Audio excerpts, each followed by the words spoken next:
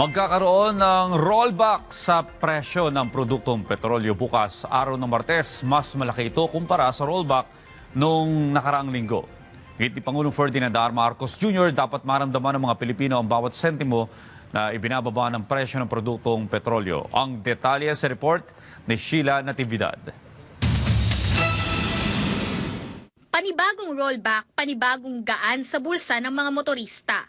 Inihayag kasi ni Pangulong Ferdinand R. Marcos Jr. ang magiging bawas sa presyo ng produktong petrolyo ngayong paparating na linggo. Mas malaki sa naging rollback noong nagdaang linggo.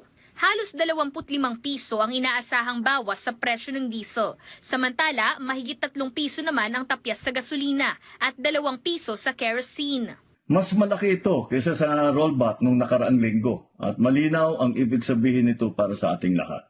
May ginhawang parating. Ang bawat sentimo na ibinababa ay dapat maramdaman ng bawat Pilipino. Positibo naman ang naging tugon ng mga jeepney driver at motorista sa inaasahang rollback na inanunsyo ng Pangulo. Pag tuloy-tuloy na yung rollback, mas maganda kay matagal-tagal na rin kaming pinahihirapan eh. Makakaawaw ng konti kay hirap na talaga kami sa presyo ng gasolina ngayon, napakataas na.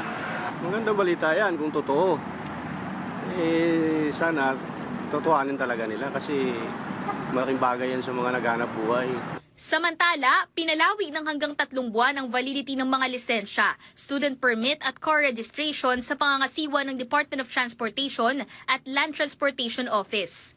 Tuloy-tuloy rin ang pagbibigay ng 10 peso discount sa fuel para sa mga driver ng public utility vehicles. Batid namin ang sitwasyon ng bawat Pilipino sa panahong ito. Hindi tayo titigil, hindi tayo uurong, at hindi nating hahayaan na ang ginhawang ito ay hindi po makarating sa taong bayan. Sakaling may maranasang issue sa implementasyon o may nais isumbong, maaari itong isumite sa tanggapan ng Pangulo o sa Department of Energy. Sheila Natividad para sa Pambansang TV sa Bagong Pilipinas.